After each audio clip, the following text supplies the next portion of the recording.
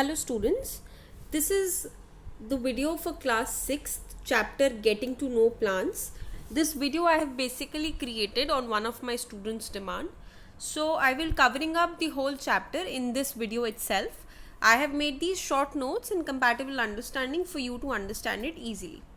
So starting off with, what do we have to study in this chapter? Basically, as you get to know by the name of the chapter itself only, that is getting to know plants, means you have to understand that what plants are, what are they made up of, what are its function, what are its parts, etc. Okay, so starting off with the first main thing, that is the parts of plants. We all know, we've been studying it since childhood, that leaves, roots, stem, flower, all these are parts of plant, right? But now we have to study each and every part of the plant in detail. So as you can see, I have shown the diagram. The lower portion is the root which lies under the ground. We all know that roots of the plant are under the ground. We cannot see them as they are fixed inside the soil. The upper part of the plant which is visible to us is called as the shoot. And which parts do we see on the shoot?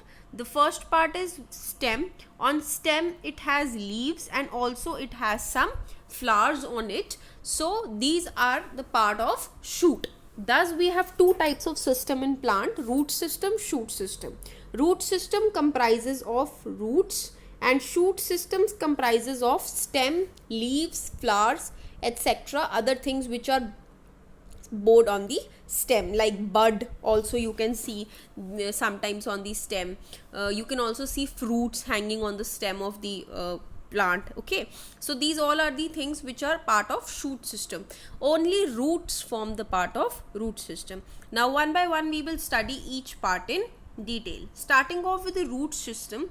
What does root system consist? I already told just now that it consists only of roots. Roots lie under the ground and thus they form root system. Structure of roots.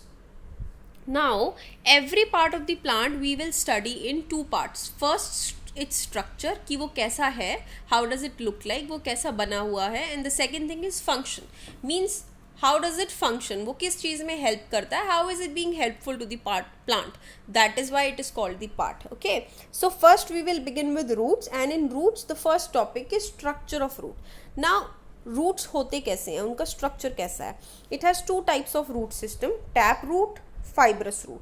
Now it is a very confusion for children to understand both types of root, but I may tell you that it is very easy if you understand it diagrammatically. Now you can see I have drawn two diagrams, right, for both the roots. This is the diagram for tap root. You can easily see that there is one single stem which is coming in the center, right? You can see this is a single stem, whereas in fiber roots you will see that from one point so many roots are deviating. This is a single point from which so many roots are coming out. So this is only the difference between tap root and fibrous root. Tap root में सिर्फ एक point से एक main stem ही arise होता है, main root ही arise होता है. There is only one root which is arising. उस रूट के आगे सब पार्ट्स हैं. यू कैन सी इस सिंगल रूट में से कितने सारे छोटे छोटे छोटे रूट्स निकले हुए हैं, right? So in tap root we have a single root from which small roots arise. लेकिन fibrous root में from a single point a lot of roots arises. जैसे कहते हैं एक bunch of roots, एक proper bushy सा, जैसे गुच्छा नहीं होता किसी चीज़ का, उसी तरह से एक bundle of roots arise होता है. So this is the major difference between tap root and fibrous root, कि tap root में एक ही root होता है which is thick, जो single होता है, उसी में से बहुत सारे roots arise होते हैं. Whereas fibrous roots में बहुत सारे roots एक साथ arise होते हैं and they form a bushy appearance. अब जब एक ही point से बहुत सारे रूट्स निकलेंगे तो क्या वो थिक होंगे? No, they will be thin in nature. जब कोई एक चीज़ निकलती है वो कंपैरेटिवली मोटी निकलती है, बट अगर उस एक ही चीज़ के बहुत सारे पार्ट्स निकलते हैं तो they are thinner. That is why we say that fibrous roots are thin. Okay, so this is a very basic difference between both. Fibrous root comes out in multiple rootlets. thin root है, उनके bushy appearance है, whereas tap root के thick root है और इसके single root है, एक ही root है जिसकी आगे छोटी छोटी रूटलेट्स हैं. ठीक है, so tap root and fibrous root का difference, I hope it is clear. Still, if you have any doubt, you can ask me. Seeds when sown is germinated, that gives rise to new plants. अब point ये है कि जो एक point हम बार बार बोल रहे हैं जहाँ से रूट्स अराइज होगा, वो पॉइंट कहाँ से आया? So every time a new plant is formed, there is a seed which is sown in the ground. एक छोटा सा सीड होता है जिसको हम ग्राउंड में सो करते हैं after several time which develops into a plant. Okay, so that seed when it starts developing into a plant, उसी टाइम वो डिसाइड करता है कि वो टैप रूट होगा या फाइब्रस रूट होगा. तो अगर तो वो सिंगल स्टेम रूट निकलती है तो that means it is a tap root. अगर वो बहुत सारी रूट्स एक साथ निकलती हैं तो that is a fibrous root. You can also see I have mentioned various examples here. Tap root के example is mango and neem. Fibrous root के example is grass and wheat. अब you might have seen several times we have under playground in our school. So whenever we sit there, we have a tendency to pluck those grass out. If you pluck the grass out, you will see कि बहुत सारा बुशी सा एक root निकलता है नीचे से. There is not a single root. Whereas अगर आप मैंगो जैसे प्लांट का रूट प्लक करने की कोशिश करोगे तो उसमें you will see that one thick root will arise, और उसी में से बहुत सारे रूट्स निकलते होंगे. So then you can understand exactly the difference between both. So these are the examples which you have to remember, and difference between tap root and fibrous root you have to understand. I hope that is clear for now. Moving on to the next part, functions of root. Now, as we are seeing that root is under the ground, it is holding all the things, it is helping the plant to stand. तो उसका सबसे पहला function यही होगा that it is holding the plant tightly at one place. It is anchoring the plant firmly into the soil. Anchoring the plant मतलब उस plant को पकड़ के रखना. सॉइल के अंदर मतलब उसने सॉइल के रूट्स एक ऐसा पार्ट है जिसने एक साइड से सॉइल को पकड़ रखा है और दूसरी साइड से पूरे प्लांट को पकड़ रखा है. So root forms the link between soil and plant. Secondly, क्योंकि वो सॉइल के अंदर एम्बेडेड है एक साइड से, and soil is rich in water and minerals. We all know मिट्टी में क्या है, मिट्टी में खूब सारा पानी है, और पानी के साथ साथ it has a lot of nutrients, minerals etcetera. तो वो जितने न्यूट्रिएंट्स, मिनरल्स, वाटर, वो तीनों चीज़ें कौन खींचते हैं? Roots. The roots they pull and absorb all the water, minerals from the soil and give it to the plant. तो ये उनका सेकेंड फंक्शन बनता है. प्लांट्स के पास जो भी पानी आता है वो कहाँ से आता है? सॉइल से आता है. किसके थ्रू आता है? रूट्स के through. Third function, because the roots, अब क्योंकि रूट्स ने सॉइल को अच्छे से पकड़ रखा है, तो we have all seen that whenever there is a fast wind blowing, वो बहुत सारी मिट्टी एक जगह की उठा के दूसरी जगह पे छोड़ देती है. So that point where soil from one place goes and gets collected on the other place by the help of wind और etcetera, that is called as soil erosion. बहुत सारी मिट्टी एक जगह से उठ के दूसरी जगह इकट्ठी हो जाती है. बट अब आप खुद सोचो, अगर उसी मिट्टी में हम प्लांट लगा दें, प्लांट के रूट्स उस सॉइल को पकड़ के रखेंगे, तो अब जब हवा चलेगी तो क्या वो उस सॉइल को एक पॉइंट से दूसरे पॉइंट पे ले जा पाएगी? नहीं. So it will prevent soil erosion. तो वो जो प्रोसेस था जिसमें वो एक साइड के सॉइल को दूसरे साइड पे लेके जा रहा था, वो रुक जाता है. And thus we term it as that roots of the plant helps preventing soil erosion. Prevent मतलब रोकना, कि वो सॉइल इरोजन को होने से रोकते हैं. Fourth function, root modifications. अब हर पार्ट ऑफ द प्लांट की कुछ ना कुछ मॉडिफिकेशंस होती हैं. मॉडिफिकेशंस का मतलब कि वो एक चीज़ के अलावा और चीज़ें भी कर सकते हैं. जैसे फॉर एग्जांपल, आप एक ह्यूमन बीइंग हो, your main function is to come in this world and live, right? But you are doing extra activities also, like you are studying, you are playing, you are having other things also. There are so many abundant activities you are doing. And हमारे human beings में बहुत सारी modifications भी होती हैं. Some of us are very good at something, some of us are very dull at something. कोई चीज़ आप अच्छे से कर रहे हो, कोई चीज़ आपका friend अच्छे से कर रहा है. So those are what root modifications are. अब जो 3 फंक्शन मैंने आपको बताए, ये तो मेन फंक्शन थे रूट के, जो उसको करने ही करने हैं. पहला क्या, कि वो प्लांट को पकड़ के रखता है. दूसरा, वो प्लांट के लिए सारे वाटर, मिनरल सॉइल से एब्जॉर्ब करता है. थर्डली, वो सॉइल इरोजन होने नहीं देता, मिट्टी को उड़ने नहीं देता, राइट? चौथी चीज़ है मॉडिफिकेशन. मतलब अब वो कुछ ऐसे फंक्शन हैं जो उसके नहीं भी है लेकिन फिर भी वो कहीं बारी करता है, ठीक है, जो उसने नहीं भी करना, but still he does it some time. Okay, So what are those modifications? Now you have to understand modification one by one in detail. सबसे पहले हम A part discuss करेंगे. What does it say? Root of radish, carrot, potato become fleshy to store food. Now आपने ये तीनों vegetables देखे हैं. You have seen radish, you have seen carrot, you have seen potato.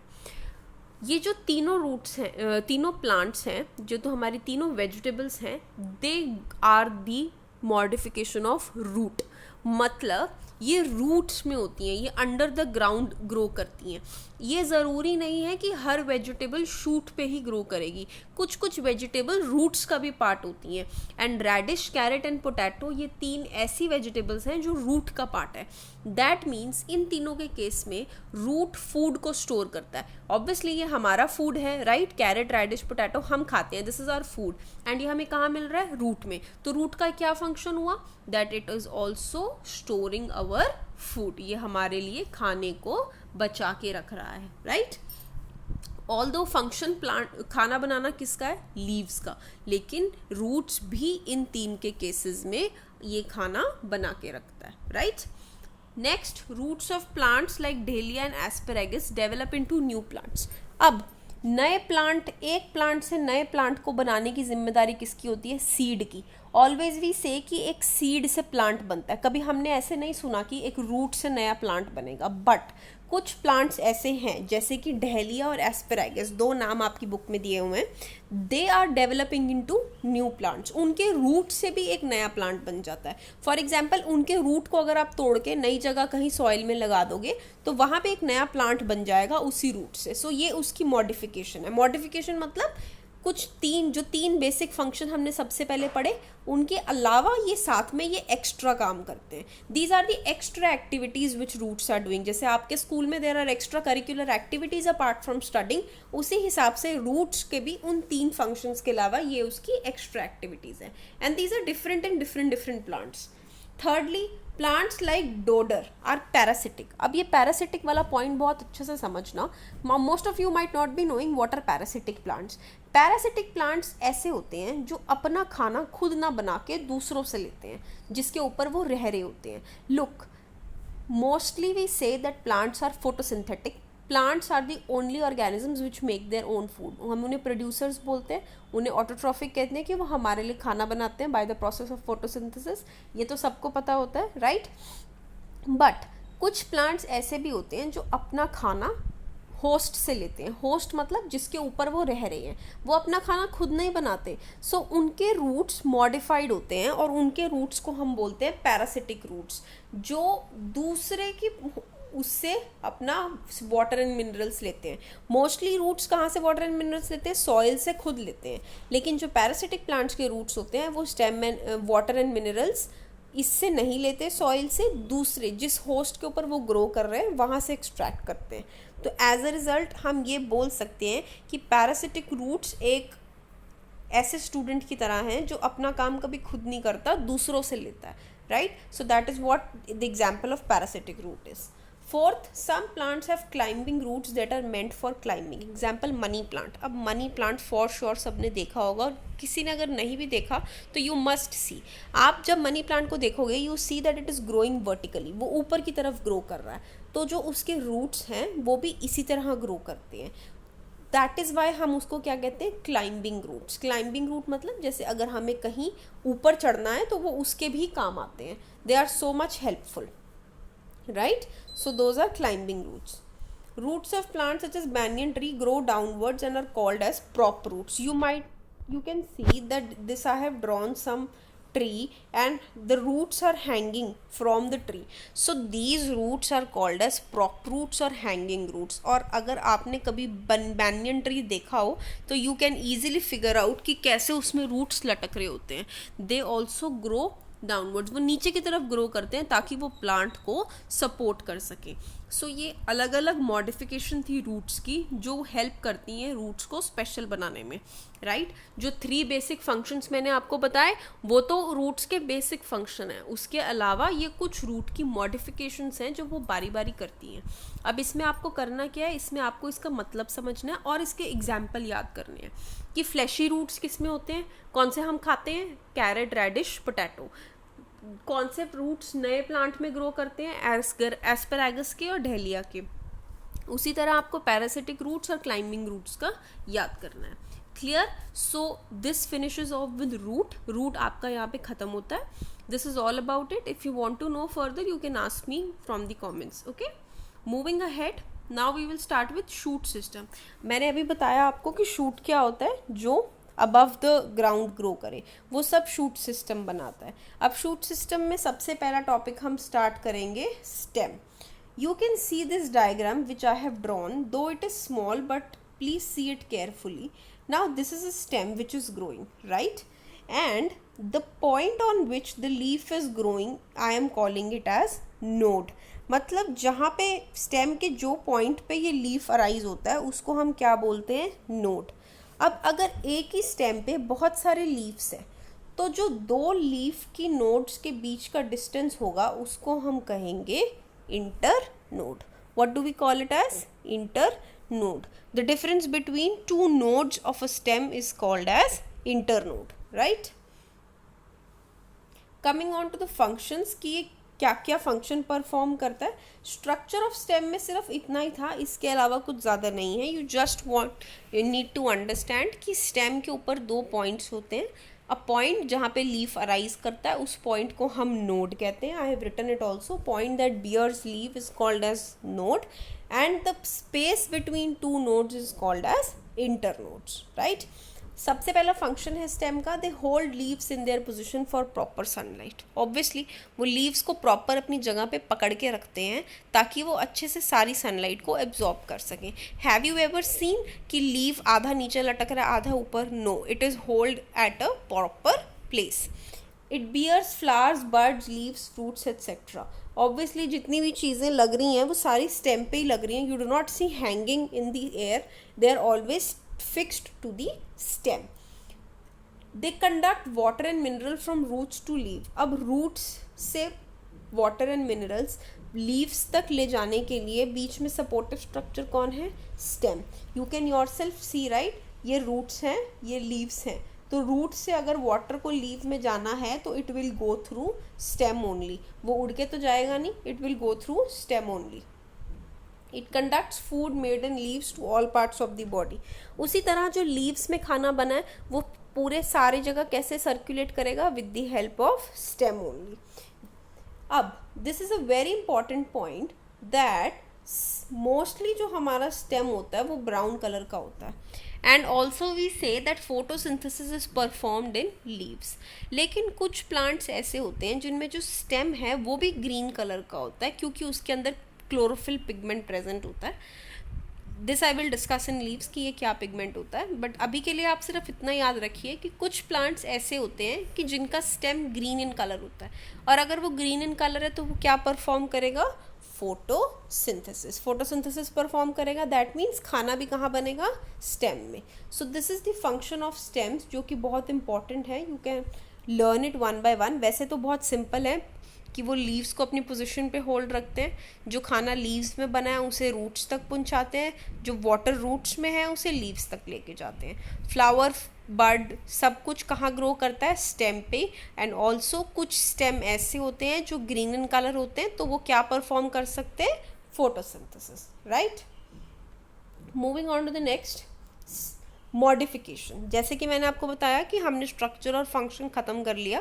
जैसे हमारे पास root modifications थी, there are several stem modifications also which are very important to understand. और स्टेम के मॉडिफिकेशंस बहुत इंपॉर्टेंट है एग्जामिनेशन पॉइंट ऑफ व्यू से भी, सो आप प्लीज़ इसे बहुत ध्यान से समझना। पहली चीज़, for storage of water in cactus like plants. अब कुछ प्लांट्स होते हैं जैसे कैक्टस। कैक्टस बेसिकली कहाँ ग्रो करता है? डेजर्ट में। सो कैक्टस का जो स्टेम होता है वो पानी को स्टोर करता है। एंड क्यों वो ऐसे स्टोर करता है? बिकॉज वो डेजर्ट रीजन में ग्रो कर रहा है प्लांट, जिस रीजन में ऑलरेडी वाटर की बहुत ज़्यादा डेफिशिएंसी है। तो to store excess water, stem भी अपना रोल प्ले करता है। क्योंकि प्लांट के पास किसी भी तरह की पानी की कमी ना रहे, इसलिए स्टेम भी अपने आप को ऐसा बना लेता है कि वो अपने अंदर पानी को स्टोर कर लेता है, right. Stem of plants like cactus, they become flat and leaf like to make food. मैंने आपको अभी बताया था पीछे कि कुछ प्लांट्स ऐसे होते हैं जिसमें स्टेम ग्रीन कलर का बन जाता है और फोटोसिंथेसिस करने लगता है. कैक्टस भी वही प्लांट है. कैक्टस में जो स्टेम है वो फ्लैट हो जाता है, ग्रीन कलर का हो जाता है एंड फूड बनाने लग पड़ता है. It starts doing photosynthesis. क्योंकि जो कैक्टस में लीव्स हैं वो क्या करते हैं, वो स्पाइंस में रिड्यूस हो जाते हैं. स्पाइंस मतलब छोटे छोटे कांटों में रिड्यूस हो जाते हैं. ऐसा क्यों, वो मैं आपको लीव्स में बताऊंगी, बट अभी के लिए यू अंडरस्टैंड दिस मच कि जो कैक्टस का स्टेम है, सबसे पहले तो वो पानी को स्टोर करता है. दूसरी बात, वो फोटोसिंथेसिस करता है क्योंकि जो कैक्टस के लीव्स होते हैं वो स्पाइंस बन जाते हैं, right. Apart from that, stems of bougainvillea has thorns and stems of roses become prickles. अब दो प्लांट ये ऐसे हैं जिसमें जो स्टेम है एक में थॉर्न बन जाता है, एक में प्रिकल बन जाता है. और ऐसा क्यों होता है, ताकि वो किसी और प्लांट, कोई और प्लांट उन्हें खा ना जाए. इसीलिए they become very pointing hurting type stone, कांटे जिसे कहते हैं हिंदी में. जो स्टेम्स होते हैं this become like, see you can see in this diagram very clearly, these are the roses. This is a rose plant I have drawn and side पे what is stem bearing, stem is bearing prickles, जिसकी help से तो कोई दूसरा plant या animal उन्हें खा नहीं पाएगा. they will be prevented from eaten by any of the animal. no damage occurs to them in that case. so ये अपने लिए एक तरह से सेल्फ डिफेंस है. सबसे पहले मॉडिफिकेशन हमने कैक्टस की पढ़ी थी जिसमें वो पानी स्टोर करता है एंड खाना बनाता है. दूसरी मॉडिफिकेशन हमने रोजेस की पढ़ी जहाँ पे वो कांटे अपने ऊपर लगा लेता है ताकि कोई और एनिमल उसको खा ना पाए. अपार्ट फ्रॉम दैट, कुछ प्लांट होते हैं जैसे ग्रेप प्लांट, उनमें जो ये स्टेम है वो टेंड्रिल बन जाता है. टेंड्रिल क्या है, you can see this diagram. ये एक स्टेम है, इस पे लीव्स हैं. स्टेम से क्या मॉडिफिकेशन अराइज हो रही है, टेंड्रिल्स की. देयर इज सम स्ट्रक्चर जो अराइज हो रहा है स्टेम से and this is just to help to climb the plants. Also in such plant stem is a little weak. जो स्टेम होता है ग्रेप प्लांट का वो थोड़ा वीक होता है, मतलब हर चीज़ को होल्ड नहीं कर सकता. तो ये एक्स्ट्रा स्टेम अराइज हो जाते हैं जिनको हम बोलते हैं टेंड्रिल्स और प्लांट को एक्स्ट्रा सपोर्ट देते हैं. ये हम सबको पता है कि प्लांट को सपोर्ट कौन देता है, स्टेम. अगर स्टेम सीधा खड़ा ना हो तो प्लांट नहीं रहता, it can break down. You might have seen no, अगर आप प्लांट की स्टेम को काट दो वो it will fall down. So stem is only the supporting structure of plant. और अगर कहीं स्टेम ही वीक है तो वहाँ पे क्या अराइज हो जाते हैं, एक्स्ट्रा स्ट्रक्चर, टेंड्रिल्स, उसको सपोर्ट करने के लिए. और ये हमें कहाँ दिखता है, ग्रेप प्लांट में. नेक्स्ट पार्ट, जैसे रूट स्टोर फूड कर रहा था किन्हीं प्लांट्स का, उसी तरह स्टेम भी बहुत सारे वेजिटेबल्स को स्टोर करता है. जैसे दिस इज अंडर 3 नेम्स. कौन कौन से, ट्यूबर्स, राइजोम, बल्ब. जैसे we have different names, right? if we start doing several activities, when you start dancing people call you dancer, if you sing people call you singer. So similarly stem, as it is showing 3 different types of food modification, इसको अलग 3 नाम दे दिए गए हैं. पहला नाम है tuber. Tuber कौन होते हैं, पोटैटो की जैसे. पोटैटो जो है वो ट्यूबर की तरह स्टोर होते हैं, गोल गोल. Tuber, how are tubers like, they are round in structure, similarly like potato is. okay, second is rhizome. what is rhizome? rhizome का example है ginger. I will tell you how rhizome is. rhizome is somewhat like this, like a ginger is. You might have seen adrak at your homes, right? Ginger. So exactly the shape of ginger is rhizome. okay, bulbs. now onion and garlic, both of them are very similar in shape. they are somewhat like this, right? so onion and garlics are called as bulbs. so you need to understand these 3, and I'm telling you again, these are very important till class 10th. they will repeatedly come in all your classes. so learn it now only कि stem की 3 modification है जिनमें वो खाना बनाता है, tuber, rhizome, bulb. Tuber में कौन, पोटैटो, राइजोम में जिंजर, बल्ब में अनियन और garlic. so they help in storage of food. next, they helps in multiplication, that is they form new plants. Rhizome, tubers and bulbs are those which help to produce new plants. ये जो हमने food modification पढ़ी, इनका एक और extra function भी होता है. जैसे अगर कोई डांसिंग के साथ साथ सिंगिंग भी कर रहा है, सिमिलरली ये जो राइजोम, ट्यूबर एंड बल्ब्स हैं, ये खाना स्टोर करने के साथ साथ they also help in producing new plants. एक राइजोम से दूसरा राइजोम भी प्रोड्यूस हो जाता है. Also some other plants like rose, jasmine, hibiscus, they grow into new plants through their stem cutting. अब कुछ ये plants ऐसे होते हैं रोज, जैस्मिन, जिसकी स्टेम काट के अगर आप सॉइल में फिर से लगा दोगे तो उससे एक नया रोज का प्लांट डेवलप हो जाएगा. ये एक मेथड है आर्टिफिशियली नए प्लांट को ग्रो करने का, जो आप अपनी सीनियर क्लासेस में पढ़ेंगे. अभी के लिए you should only remember this much कि अगर हम रोज़ की स्टेम को काट के नई जगह लगा दें तो वहाँ पे एक नया रोज़ का प्लांट ग्रो हो जाएगा. So this is how stem modification helps the stem to function. Any doubt in this please ask me again. वैसे this is all about understanding and this is all about knowing कि किस किस तरह के plants होते हैं और उनके क्या क्या फंक्शन होते हैं. Okay, moving ahead, next part is leaves. Leaves we all know, food factories of the plant. जहाँ पे खाना बनता है, जहाँ पे photosynthesis होती है, वो leaves है, right? Functions almost सब लोग aware होते हैं. The major thing which we are not aware about is structure of leaf. अब you study this diagram very carefully. This is the stem which is arising.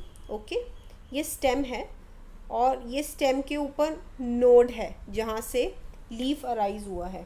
This is the node जो हमने पढ़ी थी stems में, right? इससे ये leaf arise हुआ है. तो बिल्कुल नोड के साथ there is a structure which we called as petiole. क्या बोलते हैं उसको? पीटियोल, जहाँ से लीफ अराइज होता है. It is a narrow structure which connects leaf to stem. तो लीफ स्टेम को कैसे जुड़ा होता है? Through this structure called as petiole. अब यही स्टेम जब आगे जाके सेंटर ऑफ लीफ से पास करती है तो हम इसको क्या बोल देते हैं? मिडरिब. मिडरिब क्या है? इस पीटियोल की, इस स्टेम की कंटिन्यूएशन है जो आगे जाके सेंट्रल वेनलेट बनती है लीफ की. लीफ में वेन्स होती हैं, ये हमने पहले भी पढ़ा होगा जूनियर क्लासेस में, और इन केस नहीं भी पढ़ा तो you can learn it now. Leaf के अंदर कुछ कुछ वेन्स होती हैं, जैसे ये जो मैंने बना रखी हैं, these we call it as veins, right? तो एक जो सेंटर वेन अराइज होती है उसको हम क्या बोलते हैं? Midrib. What do we call it as? Midrib. This center vein is called as midrib. And all these network of veins जो side में बनी हुई है, this we call as veinlets. What do we call it? Veinlets. So these are supporting. क्यों होती हैं ये veins? क्या ज़रूरत है इनकी? अब जो पानी रूट से आ रहा है, जो मिनरल रूट से आ रहे हैं, उनको किसने लिया? स्टेम ने. अब स्टेम लीफ को कैसे देगा? The things will not fly and enter, no. So in veinlets के थ्रू ही ये जो खाना है ये सारा लीफ से, स्टेम से होके लीव्स में आता है. सिमिलरली जो खाना लीव्स में बनता है वो इस वेनलेट्स के थ्रू ही स्टेम से होके रूट्स में जाता है. So these veinlets they form a connecting network to supply food, water and minerals. Apart from that, जो बेस है लीफ का, जो आपको बैकग्राउंड में दिख रहा है, base, broad structure, flat green structure, जो बेस है, that is called as lamina और लीफ ब्लेड. क्या बोलते हैं उसको? लमाइना और लीफ ब्लेड. यू सी, जब हम खाना खाते हैं, the base, that is the plate, that is what is lamina और leaf blade in case of a leaf. उस ब्लेड के ऊपर ही क्या है? सेंट्रल मिडरिब है, वेनलेट्स हैं जिसमें खाना बन रहा है और सर्कुलेट हो रहा है, right? So this is the structure of leaf. Moving ahead, ये जो स्ट्रक्चर होता है वेन्स का, ये दो टाइप का है, रेटिकुलेट, पैरेलल. जहाँ पे ये वेन्स एक दूसरे के पैरेलल अरेंज्ड हैं, जैसे कि इसमें दिख रहा है, so these are called as parallel venation. Example banana, onion etcetera. लेकिन किन्हीं केसेस में ये नेटवर्क की तरह अरेंज होती हैं, एक से दूसरे में निकल रही होती हैं, and they are joining each other. So that case is called as reticulate. When veins are arranged in net-like fashion, they are called as reticulate. Example, people or mango. right? So these are very important. They will come till senior classes and telling you once again, so please understand them very carefully here and then only. This is nothing but veins leaf में कैसे arrange हुई हैं उसी को हम विनेशन कह देते हैं. अगर वो पैरेलल अरेंज हो रही हैं, एक दूसरे से मिल नहीं रही हैं निकलने के बाद, तो उनको कहते हैं पैरेलल विनेशन. वेयर एज अगर वो नेट की तरह बिछी हुई हैं हर जगह, तो हम उसको क्या कहते हैं, reticulate venation. Moving ahead, function of leaf. Now I need not to explain this in detail, photosynthesis it is. सबसे प्राइमरी फंक्शन लीफ का यही है. लीफ ग्रीन इन कलर होता है, क्यों? क्योंकि उसके अंदर एक ग्रीन पिगमेंट प्रेजेंट होता है जिसको हम क्लोरोफिल कहते हैं, right? Now you can see this is a plant. Plant को क्या मिल रही है, सनलाइट. सो रूट से क्या जा रहा है, वाटर. एयर से क्या जा रहा है, कार्बन डाइऑक्साइड. ये वाटर और कार्बन डाइऑक्साइड आपस में दोनों मिलते हैं, they combine together.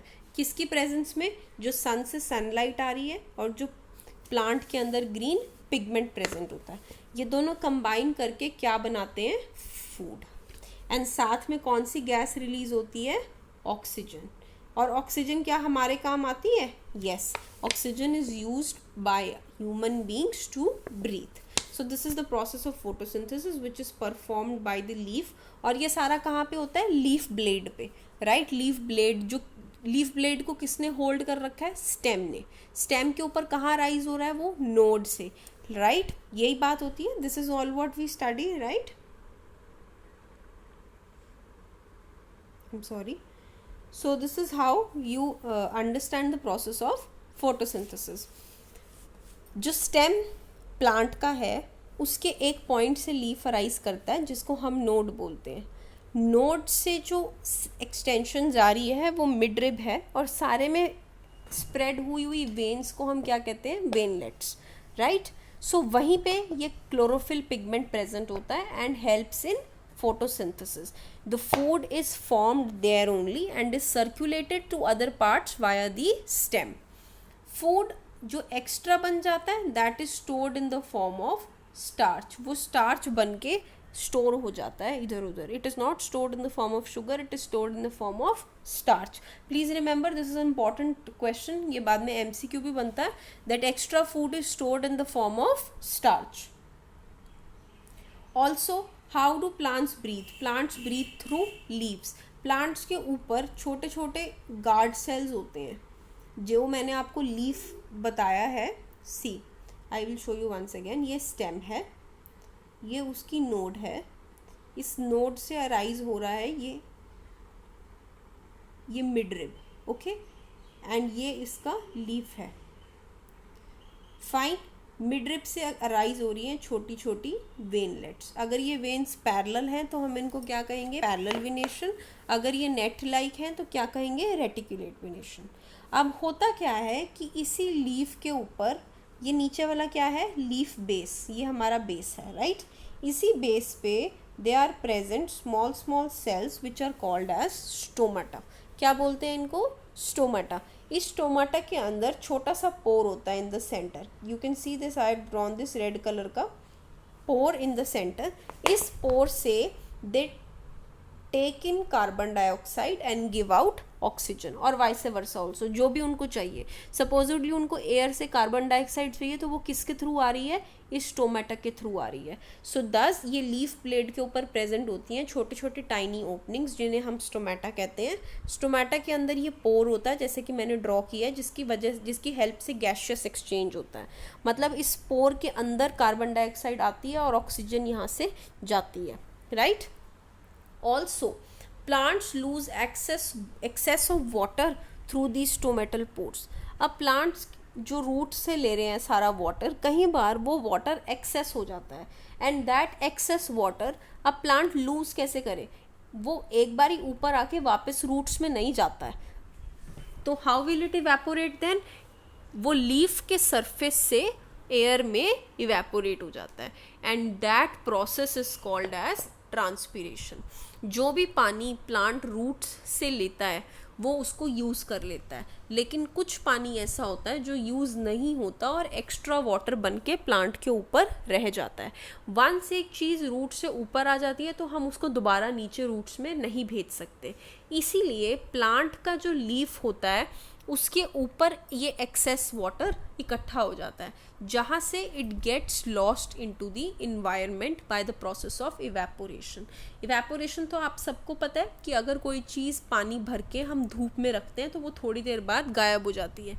Similarly it happens here's also, वो पानी जो है वो लीफ के ऊपर आ जाता है, जब उस पर धूप लगती है धीरे धीरे वो पानी एयर में इवेपोरेट हो जाता है, and that process is called as transpiration. You will always define transpiration as loss of excess of water from the surface of leaves.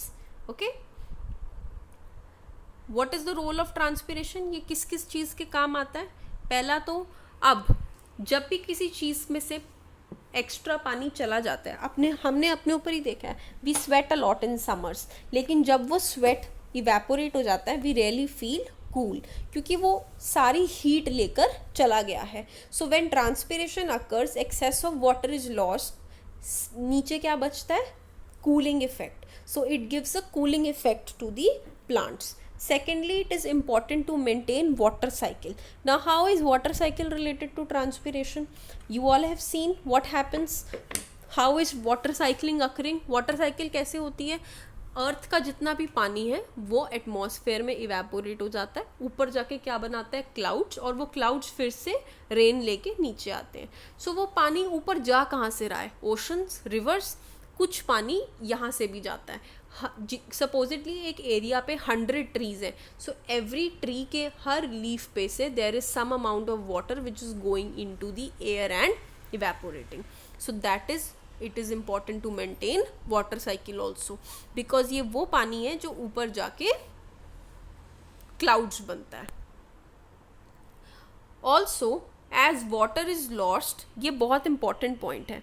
अब जैसे कि एक्स्ट्रा वाटर लॉस हो जाता है तो कुछ देर बाद the plants they need more now water, they need water for their photosynthesis. So what happens when water through transpiration is lost, they create a pull. वो रूट्स को बोलते हैं कि हमारा पानी ख़त्म हो गया है, प्लीज़ हमें थोड़ा पानी भेजो, right? So what does it happen then? They withdraw more water from the roots and hence the roots start absorbing more water from the soil. So transpiration एक ये भी काम करता है, ऊपर के पानी को हटा देता है. उसके बाद plants they start feeling thirsty. When they start feeling thirsty again they tell roots to absorb some more water and send it to us. उसकी हेल्प से क्या होता है? जब सॉइल वाटर एब्जॉर्ब कर रहा होता है तो वो थोड़े थोड़े न्यूट्रिएंट्स भी साथ एब्जॉर्ब करता है, and hence plants get benefit कि उन्हें वाटर के साथ एक्स्ट्रा न्यूट्रिएंट्स भी मिलते हैं. So this is how transpiration is very important in plants and for our environment also. Why for our environment? Because it is helping in water cycle. Also there are certain modification of leaves. जैसे they are tendrils to act as climbers and they support climbing. हमने tendrils सब में पढ़े, stem भी tendrils बने, leaves भी अब tendrils बनेंगे. उसमें भी ये सपोर्ट करते हैं. जैसे पहले वो स्टेम को सपोर्ट कर रहे थे, इसमें वो लीव्स को सपोर्ट करेंगे. दूसरा, we have already studied this also कि कैक्टस में जो लीफ होता है वो स्पाइन बन जाता है. अब आप समझेंगे, तब मैंने आपको कहा था हम लीफ में पढ़ेंगे. क्यों? अभी इसीलिए क्योंकि लीफ क्या करते हैं? ट्रांसपिरेशन. डेजर्ट रीजन में तो वैसे ही पानी की कमी होती है, वहाँ पे पानी वैसे ही कम होता है. तो अगर कैक्टस के लीव्स एज इट इज़ रहेंगे तो उनमें से पानी लॉस होना शुरू हो जाएगा ना, क्योंकि उसका तो प्रोसेस है कि वो ट्रांसपिरेशन करेगा ही करेगा. तो क्या होता है कि नेचर ने कैक्टस के लीव्स ही हटा दिए, लीव्स की जगह क्या बना दिया? स्पाइंस. और उसके स्टेम को क्या बना दिया? ग्रीन कलर का, ताकि कैक्टस के फोटोसिंथेसिस स्टेम करे और लीव्स उसके स्पाइंस की तरह एक्ट करते हैं. इसीलिए तो कैक्टस बहुत थॉर्नी होता है, क्योंकि उसके जितने लीव्स थे वो क्या बन गए? स्पाइंस. और क्यों बने? ताकि ट्रांसपिरेशन ना हो. अगर ट्रांसपिरेशन नहीं होगी तो ही उनके पास पानी बचा रहेगा, वरना सारा पानी भी उनके पास से इवेपोरेट होता रहेगा, right? So that is Y transpiration को रोकना डेजर्ट रीजन के प्लांट्स में बहुत ज़रूरी हो जाता है. रूट्स और स्टेम की तरह लीव्स भी एक्स्ट्रा फूड स्टोर करते हैं. Example spinach, cabbage, lettuce. खाना बनाने के साथ साथ वो कुछ खाना स्टोर भी करते हैं और फिर वो वेजिटेबल्स में बनाते हैं, जैसे कि स्पिनच, कैबेज, लेट्यूस जो हम खाते हैं. देखा है ना हमने, पत्ते पत्ते होते हैं, पत्ता गोभी बोलते हैं हम, कैबेज पत्ता गोभी होती है. So that is what their leaves are modified to form food. Also some leaves have bud that grow in to new plants. अब हमने पढ़ा है कि कुछ रूट स्टेम किसके पढ़े थे? रोज के, कि अगर हम उसको कहीं और लगाएंगे तो वो नया प्लांट बना देगा. रूट हमने पढ़ा था डहलिया का, कि वो हम कहीं लगाएंगे तो नया प्लांट बना देगा. सिमिलरली लीव्स होते हैं ब्रायोफाइलम. ब्रायोफाइलम एक प्लांट होता है जिसके लीफ को अगर आप कहीं लगा दोगे तो वो नए प्लांट में डेवलप हो जाएगा. सो ये कुछ कुछ कैरेक्टरिस्टिक्स होती हैं जो बहुत कॉमन होती है लीव्स, रूट्स और स्टेम में. Okay, I hope you have understood these all and there is no confusion. Still, if you have any, you can tell me why this comments. Okay, moving on to the next and last, flower. What is a flower? We all know flower is a reproductive organ. वो help करता है reproduction करने में. उसके दो part हैं, male part, female part, right. अब एक रिप्रोडक्शन अगर कोई चीज़ कर रही है तो ऑब्वियसली उसमें मेल और फीमेल पार्ट तो होंगे ही होंगे. सिमिलरली इस फ्लावर में भी होता है. ये है, this is the structure of flower. Please see it very carefully. ये नीचे स्टॉक अराइज हो रही है और इसके साथ में ये जो दो हैंग कर रहे हैं ये ग्रीन कलर के स्ट्रक्चर होते हैं जिनको हम कहते हैं सेपल. ये सेपल करते क्या है? ये कुछ नहीं करते, ये फ्लावर को प्रोटेक्ट करते हैं ताकि फ्लावर डैमेज ना हो, उसको होल्ड करके रखते हैं. ये थोड़े वुडी होते हैं, ब्रांची होते हैं. अब फ्लावर तो बहुत सॉफ्ट होता है, आपने देखा होगा, उसको आप इजीली तोड़ सकते हो उसके पेटल्स को, राइट. लेकिन अगर आप फ्लावर को पूरी स्टेम से तोड़ते हो, so you apply a little bit force, वो थोड़ा आराम से खिंचता है, right. So that is what it is, you break it with sepal. Sepal जो होते हैं वो ग्रीन कलर के होते हैं जो फ्लावर के नीचे लगे हुए होते हैं. ये जो उसका कलर्ड पोर्शन होते हैं, जैसे रोज के पिंक रोजेज होते हैं, रेड रोजेज होते हैं, सनफ्लावर में, गेंदे के फूल में येलो कलर के हैं. So all these different colours के जो पत्ते होते हैं इनको we call it as petals. What do we call it as? Petals. अब इन पेटल्स के अंदर दोनों तरह के और वो प्रेजेंट होते हैं, मेल पार्ट भी, फीमेल पार्ट भी.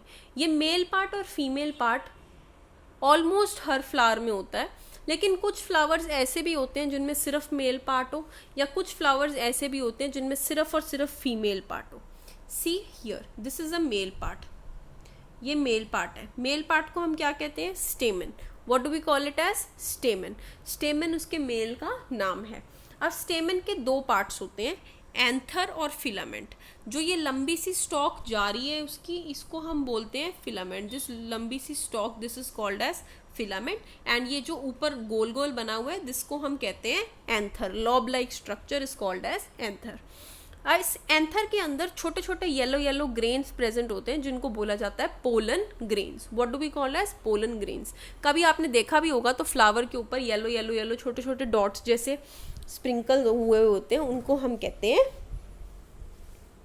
Pollen grains. Okay. On the other hand, अगर हम फीमेल स्ट्रक्चर की बात करें, ये हमारा फीमेल स्ट्रक्चर है जिसको हम बोलते हैं कार्पेल या pistil. What do we call it as? Carpel, या फिर इसका दूसरा नाम है पिस्टल. इसके अंदर 3 पार्ट्स होते हैं. सबसे ऊपर ये गोल वाला स्टिग्मा, उसके नीचे ये लंबा वाला पोर्शन स्टाइल, और ये जो इतना बड़ा गोल बना हुआ है इसको हम कहते हैं ovary. What do we call it as? Ovary. Ovary के अंदर छोटे छोटे स्ट्रक्चर्स होते हैं जो ये दिखा रखे हैं, इनको बोलते हैं ovules. What do we call it as? Ovules. So ये फीमेल स्ट्रक्चर तो बहुत ज़्यादा इंपॉर्टेंट है. सबसे ऊपर ये छोटे वाला स्ट्रक्चर स्टिग्मा, लंबे वाला पोर्शन स्टाइल, नीचे राउंड पोर्शन ओवरी, और ओवरी के अंदर प्रेजेंट होते हैं छोटे छोटे structure called as ovules, right. अब किसी भी चीज़ को, नए ऑर्गेनिज्म को ग्रो करने में 2 चीज़ों के मिलने की ज़रूरत होती है. अब यहाँ पे भी मेल और फीमेल पार्ट आप देख सकते हैं इस फ्लावर में कैसे ये एडजस्टेड है. You can see all the male and female part. इस फ्लावर में जो मैंने ड्रॉ किया है, what do you see in it? This is the male part, this is also a male part, and this is a female part. इसी तरह ये एक फ्लावर में एडजस्टेड होते हैं। अब लेट्स सी कि होता क्या है। ये तो मैंने आपको पढ़ाया सारा स्ट्रक्चर। अब होता क्या है कि पॉलिनेशन नाम का एक प्रोसेस होता है जिसमें ये मेल और फीमेल एक दूसरे से मिलते हैं और एक नए प्लांट को या नए चीज़ को अराइज जन्म देते हैं, right. So the transfer of pollen grains from anther to the stigma is called as pollination. First I'll explain you how. See, observe it very carefully. This is the anther. This is the male part, anther, and this is the female part, carpel, right? Now this is having some pollen grains in it, this anther. These pollen grains will go to the stigma. Now how will they go? There are some insects which carry them, okay. They get attracted by them and they carry them. So these insects, or it can also come by wind, they come, these pollen grains come and they land on this stigma. Now this stigma is very sticky. ये बहुत चिपचिपा होता है। ये क्या करता है, इन pollen grains को अपने अंदर उलझा लेता है। जब इस स्टिग्मा के अंदर वो पोलन ग्रेन चिपक जाते हैं, वो धीरे धीरे इस स्टाइल से नीचे आते हैं। फाइन, वो पोलन ग्रेन स्टिग्मा के ऊपर चिपक जाते हैं। सिग्मा उन सारे पोलन ग्रेन्स को खींच के किसको दे देता है, स्टाइल को। स्टाइल फर्दर उन पोलन ग्रेन्स को ओवरी के अंदर सेंड करता है। जब वो पोलन ग्रेन्स उस ओवरी के अंदर आते हैं, वो किससे मिल जाते हैं, इन ओव्यूल्स से। They combine with these ovules. तो जब ये पोलन ग्रेन्स ओव्यूल्स को मिल जाते हैं तो ये क्या बनाते हैं, एक नया स्ट्रक्चर जिसे हम सीड कहते हैं।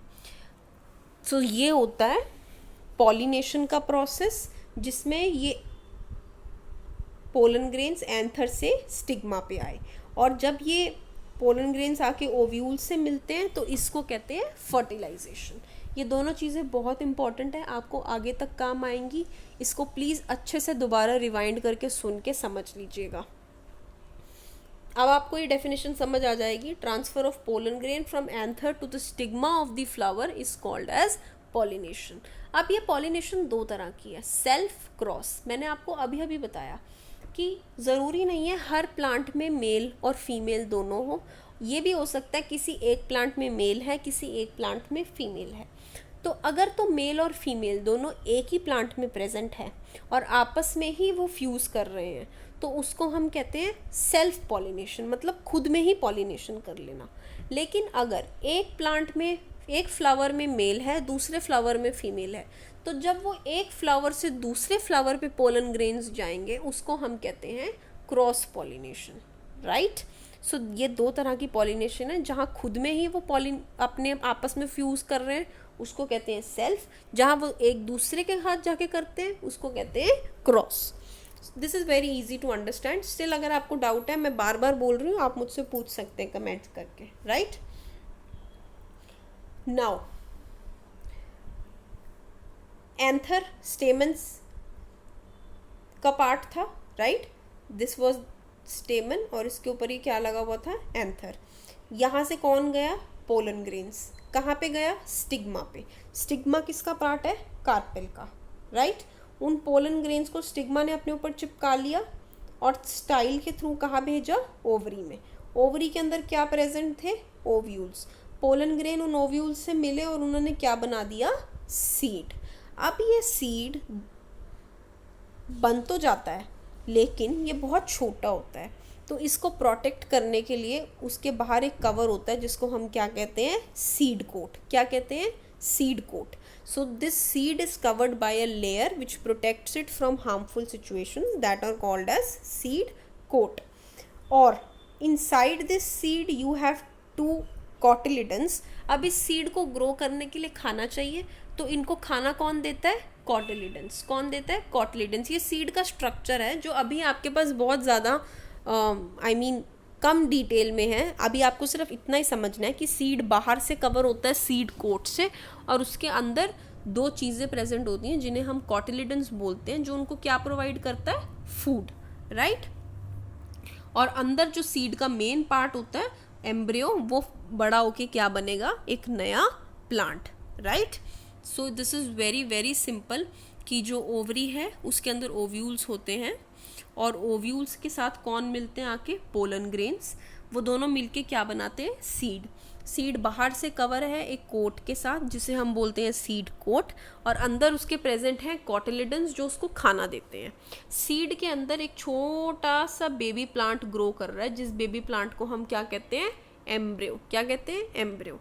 धीरे धीरे वो बड़ा होता जाता है एंड फाइनली वो सीड एक दिन फूट जाता है और उसके अंदर से वो प्लांट बाहर निकल आता है। This is how reproduction takes place. इस तरह एक फ्लावर से दूसरे नए प्लांट को जन्म दिया जाता है। So it is as simple, right? Still, if you have any problems, any doubts, you can ask me. I have completed this chapter, Getting to Know Plants.